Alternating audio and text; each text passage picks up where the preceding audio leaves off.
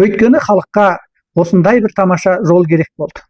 Сондықтан да отанымыз тауларға жол аштырып, өзен көлдерді бойсындырды.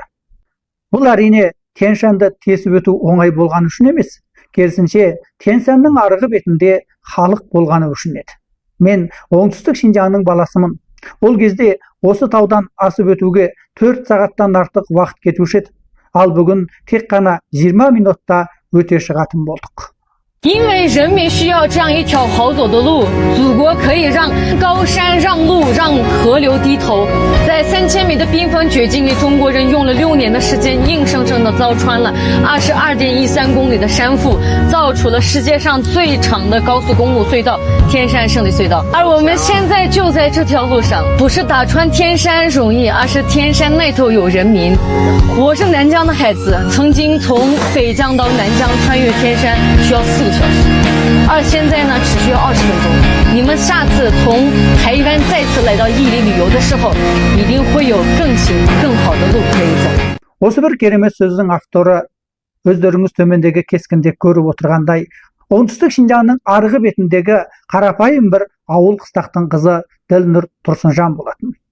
Ол өзінің тамаша оқу нәтижесі арқылы бүгінгі күні Шинжаңда бүкіл елге, бүкіл дүниеге таныстырушы, үгіттеушіге айналды. Оның анау жарқ-жұрқ еткен көздерінен, анау түйдек-түйдек сөздерінен қаншалаған сенімді көріп алуға болар еді.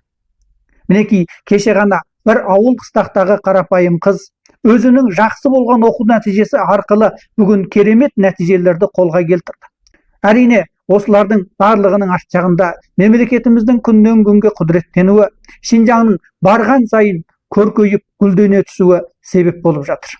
Ал сонымен қатар ең маңыздысы, осынау бір тамаша ортадан, тамаша жағдайдан ұтымды пайдалана білген, өзінің қабілетін ұтымды сәулелендіре білген Ділнұр Тұрсынжанның шынайы еңбегі де жатыр емес пе? Ендеше құрметті достар, біз осындай тамаша қоғамда тыныш ортада жасап жатырмыз. Оқу білім бұлағы, білім өмір шырағы демеуші еді.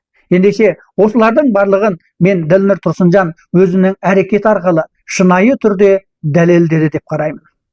Жалпы ұзындығы 324,7 километр келетін осынау бір ұзын тас жолда мемлекетіміз жалпы 5 жыл уақыт жұмсап 46 миллиард 700 миллион юан қаржымен жасап шықты. Осынау бір Тянь-Шаньды тесіп өткен туннелдің ұзындығы 22 километрден асты. Ол әрине бүгінгі күні дүние жүзіндегі ең ұзын туннел болмақшы. Мемлекетімізде бұндай ғажайыптар ешқашанда аз емес. Ендеше достар, осынау ғажайыптарға толы мекенде сіз де өзіндік қабілетіңізді сәулелендіру арқылы және де тың ғажайыптарды жарата аласыздар деп сенемін. 记得关注再走哦。